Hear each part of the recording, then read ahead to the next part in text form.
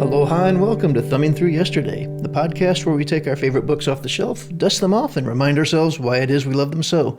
My name's Tom Galley, and joining me today is Tony Pasculi. Thanks, Tom. And what are we talking about today? Today we are talking about The Comedy Writer by Peter Farrelly. Who should know something about comedy?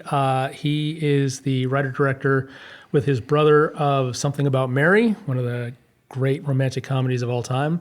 Sort of launched the gross-out comedy genre. Also wrote Kingpins and Dumb and Dumber. So yeah, he's got some comedy chops. Weirdly, the book is not that funny. I've got to ask, why is this a favorite? As I was reading it, this is not what I remember about this book at all. I remember reading it and thinking, I remember I bought it when it first came out and read it and loved it. I think mostly for the story of a struggling writer in LA and making some headway with that and the sort of a lot of bizarre and interesting incidents that happen along the way. And then I know I read it a couple of times since then in quick succession because I really enjoyed it as a read, and I haven't looked at it since. Mm-hmm. And this time through, I'm just like, oh my God. How is he putting up with, is it Kara? Kara's the insufferable woman that lives with him. It just made me insane. This guy's got a big, big heart, but this woman that he's trying to help is insane and destroying his life. And it is really hard to witness as a reader. I had a complete lack of empathy for everyone in this book. And we can pick on it a little bit. She is a nightmare. She's nuts. Corinne, perhaps. Corinne, is that her name? She changes it to Doherty. I remember that. Oh, yeah. She does change her name at one point. Towards the end there. But he is... in a way, it's kind of fun. We watch him fall apart, and we don't know why we're watching him fall apart. Yeah. But he goes from being a protagonist who I'm willing to give a chance to being a sniveling hypochondriac, to being a sniveling hypochondriac religious nut. And all of these transitions happen with very little background. They're just very abrupt. And, by the time we get to the end of the book, his triumph is that he loses and runs away. He loses and runs away. And when he's away from LA, when he's away from these people, when he's away from his agent, finally he's actually able to write some things and land a couple of contracts. Yeah. I think I'm a little more generous towards the protagonist. I don't think he's a religious nut. I just think he's Catholic, which is a thing. I was raised Catholic, and it's... Man, Catholicism is just right up there with Judaism for infusing you with guilt. There's nothing. I don't know how much you know about Catholicism, but it's a moderate amount. It's a tenet of Catholicism that you are born with original sin.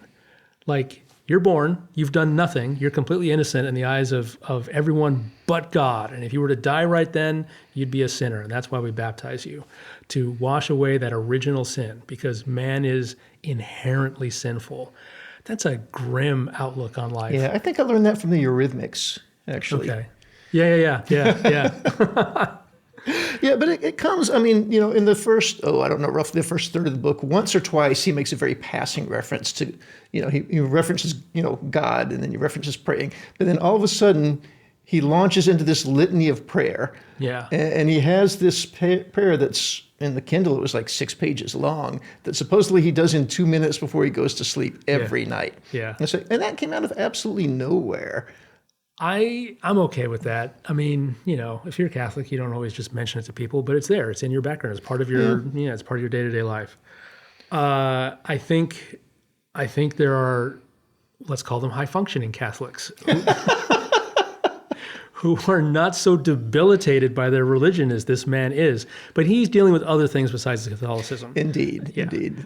He's dealing with the devastating loss of his first love, which he doesn't give a lot of time to, and yet he brings it up enough that it's like, oh yeah, this is a seminal moment in this guy's life, is that he lost this woman and he's just never gotten over it. Yep. Yeah. He thinks he's going to win her back by being successful.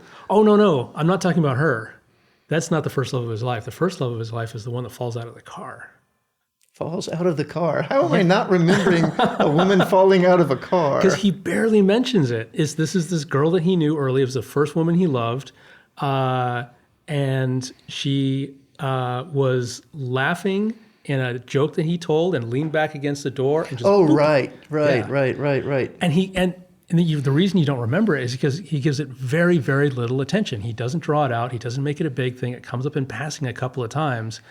But I think it's at the core of everything that's wrong with him. Is that all he's of his just, references to the ex-girlfriend or to Amanda. yes, to Right. yeah. But that, I think, is really just a symptom of him being obsessed with this other girl and never having dealt with it. And so he copes with loss very badly, and he responds to that. And that's why he takes in this woman that he does. We'll call her Doherty.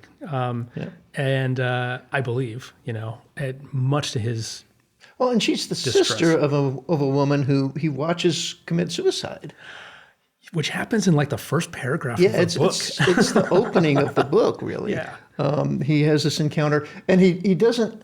We don't get to see the reality of that until very close to the end, right? Yes. It's a story that he keeps close, and we get a nibble of it. Yes. It's just a statement of fact. I drove into L.A. and I watched a woman die, and then a little bit later he does an interview about it, and we get some of the story, and then we get multiple references to the fact that he's withheld something, but we don't get the whole story until third chapter to the end of the book or something like that. Yeah. At which point I'm willing to forgive some of the foibles, but I really wish they'd, I don't know. Again, we see this guy crumbling. Yes. The hypochondria setting in, and some of it's internal and some of it's clearly external. Yes. The sister is a nightmare. Yes. And so is LA for that matter. I mean, that's, part of the reason for his successful escape is that he's escaped an incredibly toxic environment, which tracks for me with LA and Hollywood and that whole industry. The people are, who's the guy? Herb Silverman, who's not even Jewish, but just changes his name to Herb Silverman because he think it'll play better with the folks who run Hollywood. Who's just awful. I felt like Herb was actually one of the more sympathetic characters. Really? Wow. Well, he knew what he wanted and he was going for it. Yes, he's that. He's agentic. Yeah. He's sort of who we want in a protagonist. He's someone who knows what he wants and goes after it. But he doesn't have much of a moral compass. Yeah. No, he does not. And who was the producer that wanted to do the serial killer love story? That was great. That was a fun character. That was a fun, awful character. Yeah. Whose name we don't remember. Yeah. So he gets his big break in Hollywood. He gets two big breaks right away. And it's kind of one of the things that's exciting about this book is he decides to be a writer. He moves to Hollywood sort of to impress his ex and also because he has some drive to do this. And he gets traction right away. At first, he manages to sell this story of this jumper to the LA Times Magazine, something like that, fairly prominent, and gets a hefty paycheck for it, and starts getting attention right away as a writer. But also, he pulls one of these ridiculous movie stunts where he barges into a producer's office and pretends to be someone that they might know from the Cape or whatever. I'm Bob's son. It's like, oh, you're Bob's son. Yeah. Wait, Bob who? Get the fuck out of my office. Yep. You're nobody.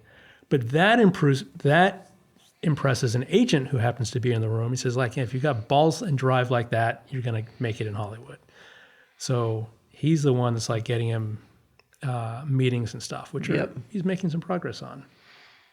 It doesn't go anywhere. But he does have that initial, it doesn't go anywhere, but he's there for less than a year. He's getting meetings in Hollywood in less than a year. Yeah. He's getting paid as a writer, the first week he arrives. It's kind of a staggering amount of success, I think. And then he gets his big break because he pitches the Ice Cream Man serial killer movie to this horrible, horrible producer. And Then he witnesses the producer in a car accident and won't stand up and won't just be in the producer's corner. Yeah, won't lie to save his ass and save his insurance. And Herb Silverman, I think, is going, dude, you know what you have to do. Just do it. Yep. And he's like, no, I won't. And then Doherty gives his movie away to the guy. Oh my God. You know, that moment. Generally, I'm not a fan of physical violence, but at that moment, yes, it's like whacking her with a frying pan over the head, I think would have been appropriate. You know, and she was so smug about it. And it's like, I did you this huge favor. I saved you with the producer guy. Yeah. She was so divorced from reality. That and the voicemail message she leaves on the phone. It's like, is it safe to come back yet? Or are you still banging that girl? Which totally screws up his date that he'd arranged. Yep. Yeah, she's awful. So here's a question for you. This novel is full of broken people, which is like your wheelhouse more than mine. I should like this. Yeah. But, you know, I failed to bond with any of them.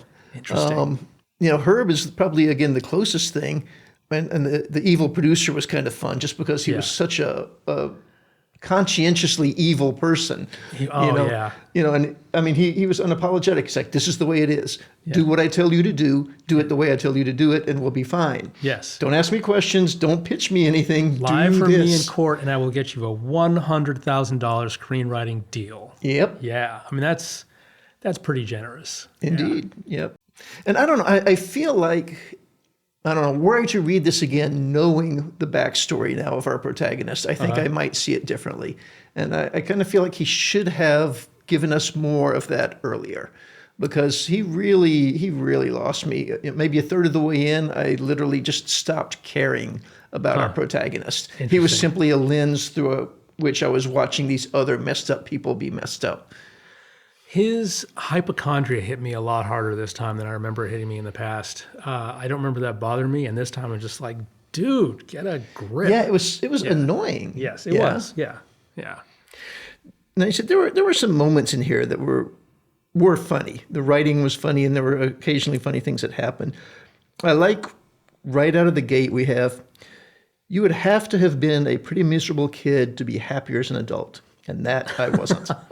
You know, I mean, that's lovely. That's almost, that's nice. That's poetic there. Oh, he can definitely write. Yeah, it's just you just don't like his characters, which is a different sort of thing. I like how fast this moves. I mean, he just gets right into it. But like his first 3 days in L.A. And he's just, the encounter with the midget. Yes, which is amazing, which you think is a throwaway incident, and totally reflects his neuroticism and his making everything about him. And he's just panicked that, this guy says to him, get a load of this midget when there's a midget nearby. And he's horrified that the midget will think that he thinks that that's funny, that this person's a midget, that he's with this other guy, that he's sort of participated in sort of the equivalent of a casual racism. And he's haunted by this.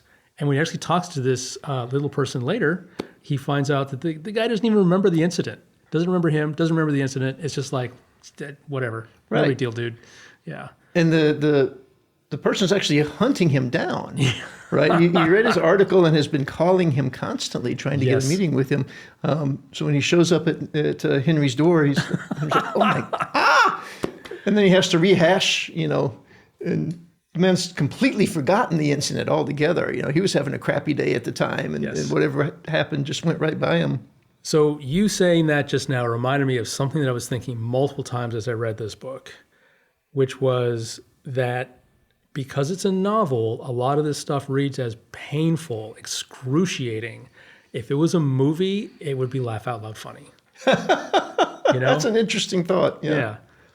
It's just you get a sort of emotional distance from a movie that you don't with a book. You're inside this guy's head, and it's awful in there. But if you had a little bit of a distance from it, you're like, oh my God. This is Mel Brooks, yeah. Yeah. So it's Peter Farrelly, it's something about Mary, Right. Imagine him writing a book where a guy zips his penis into a zipper, you'd just be like, oh, why did you make me read that? Yep. You're right. Yeah.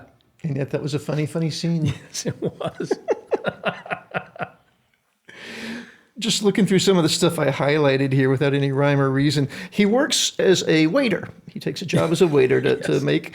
And one of the most interesting things, one of the cutest things I thought was this group of people comes in with a small child. And they order a Bacardi cocktail for the child. So he thinks they're joking, but the father repeats the order. So he brings everybody their drinks, including a Bacardi cocktail, which he sits down in front of the dad, and the dad gives it to the little girl. This is for you, honey.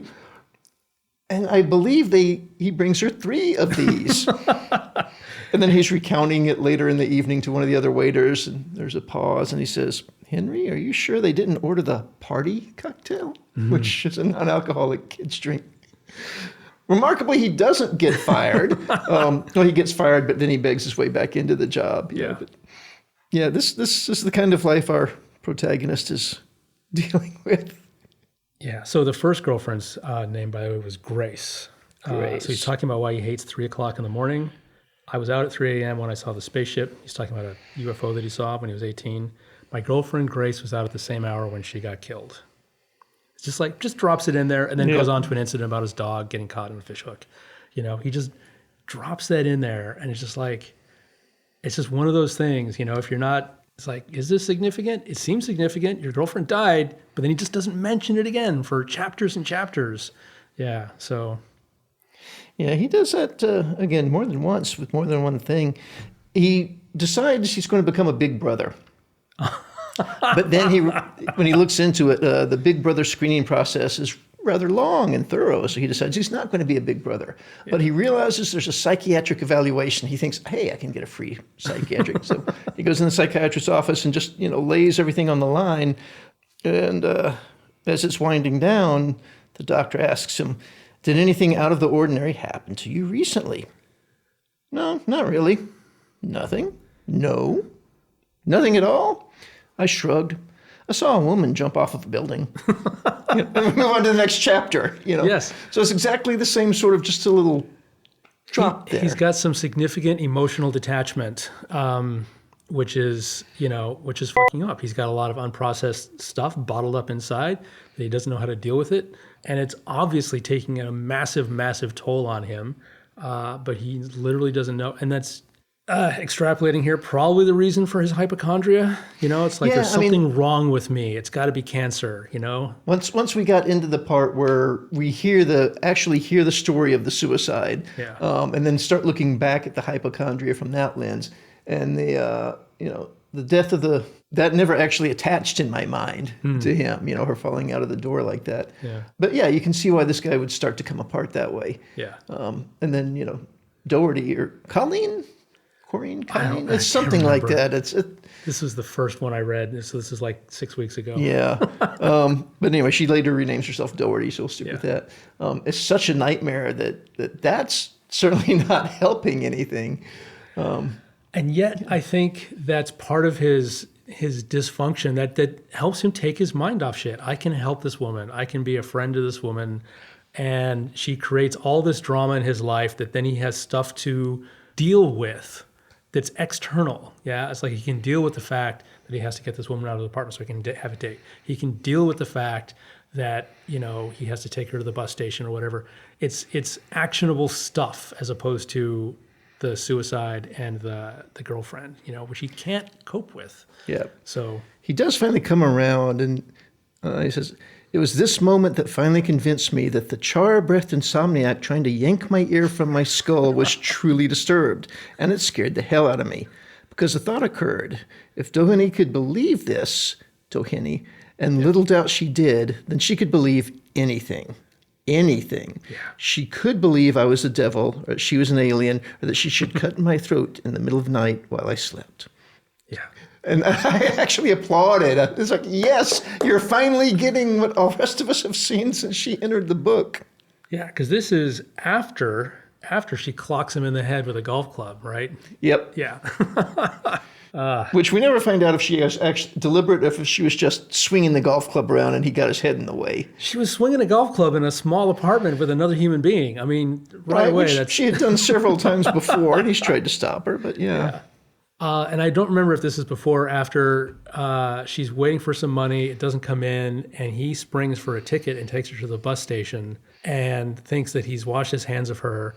And then 4 weeks later, she comes back to his apartment, and she never actually caught the bus because, and I don't remember what happened. He gave her the money. He didn't buy the ticket. He gave her the money. He gave her the money. That was it. Right. Yeah. He gave her the money, and somehow she lost the money. She got, according to her, she got jumped and raped, and mugged and raped there at the bus station by 4 guys. Yeah.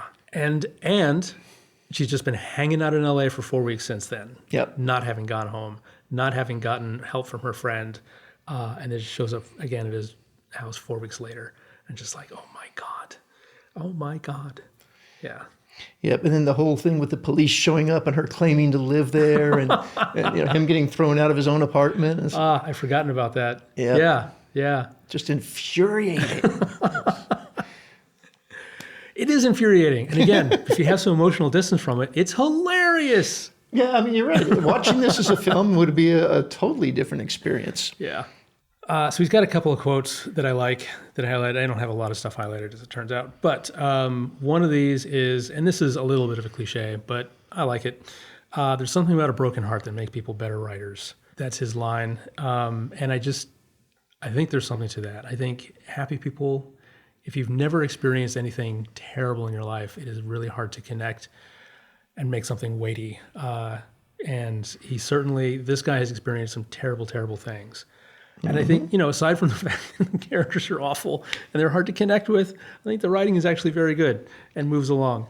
Yeah, and there's a lot of fun language in this. He was opening cereal, right? Mm-hmm. I ate a small bowl of raisin bran to rid myself of morning breath. I was annoyed that the raisins came in a separate bag. The fuckers. There were already too many unnecessary decisions in the world. Now I had to decide how many raisins to allot myself. I liked the pure chance of it before. Let the raisin gods decide, not me. I mean, that's fun. That's Douglas Adams fun there, you know? The raisin gods, yeah. Yep. I don't recall ever having raisin bran with raisins in a separate bag, though. Do you? No, that is not something I've ever encountered. Yeah. Maybe it's an LA thing. Maybe it's a 1998 thing. So the book was written in 1998. So I think maybe that's something they experimented with for like a year, and they probably changed it because he was not the only one that got pissed off by that. I would be annoyed. Well, I mean, the whole thing with raisin bran is raisins went to the bottom, so you had to shake the box upside down to make sure you got raisins. But anyway. Yeah, you could just buy Total or buckwheats and add your own raisins. Indeed. Where did I get this? Oh, I like highlighting words I haven't come across before. In this one, we learn about a scrum of cars. Oh, you've never come across scrum before? I don't think so. I think this is the first time that I have heard scrum used. I know it from, I don't play rugby, but I know it from rugby, because that's what it's called when a bunch of guys come together around football. Mm-hmm. But then also there's a programming methodology called Scrum, which I think consists of stand-up meetings every morning. It's like you get everybody on the same page. Yeah, that's a fun word. Yep. Sounds worse than it is. It does. You know what's interesting is, as we're sitting here talking about it, I'm having fun talking about this book, but I did not enjoy reading this book. So, I don't know, maybe this falls in some sort of weird new category for me. Interesting. And again, I really am curious how I would react if I were to go back and tackle it again, knowing how it's going to unfold. That would be a curious experiment.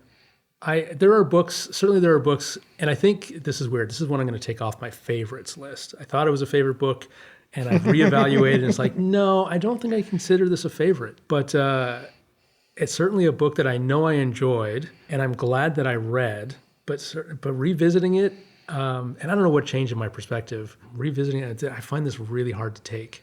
This. So how long has it been? You said you read it 2 or 3 times in short succession and then never since? So it's been 26 years since it came out. I probably read it last like 15 years ago.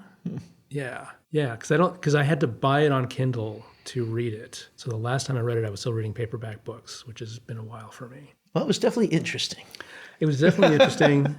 It's, yeah.